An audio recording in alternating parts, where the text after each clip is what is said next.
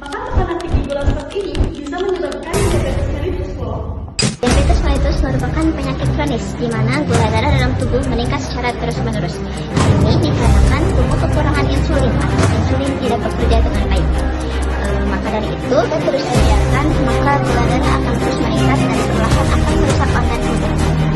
Sebab diabetes mellitus juga erat kaitannya dengan gaya hidup, seperti mengonsumsi makanan manis, jarang bergerak, atau bahkan beberapa orang juga dikarenakan faktor umur dan keturunan.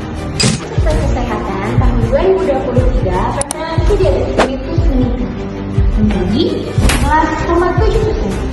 Nah, hal inilah yang menjadikan Indonesia masuk negara kelima kasus diabetes mellitus terbanyak. Kadar gula darah yang terus-terusan meninggi menyebabkan kerusakan pada pembuluh darah dan saraf.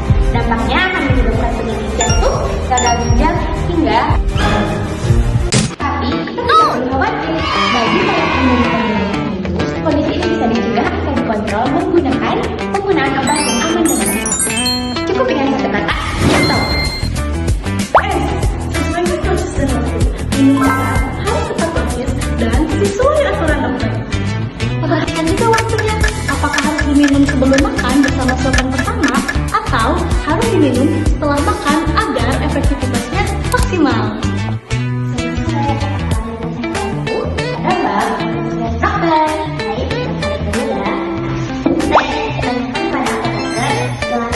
Untuk berkonsultasi mengenai cara menggunakan obat yang benar, potensi efek samping obat seperti gejala hipoglikemia, dengan obat atau makanan lain.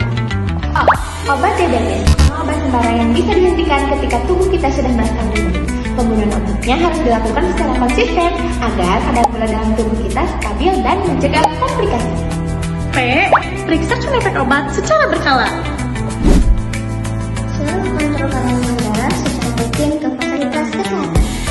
Jangan lupa untuk evaluasi apakah penggunaan obat sudah secara efektif atau harus penyesuaian dari dokter. Diabetes bisa kita kontrol sejak dini. Dengan stop, kita bisa menggunakan obat secara bijak Untuk melindungi diri dan orang yang kita sayangi.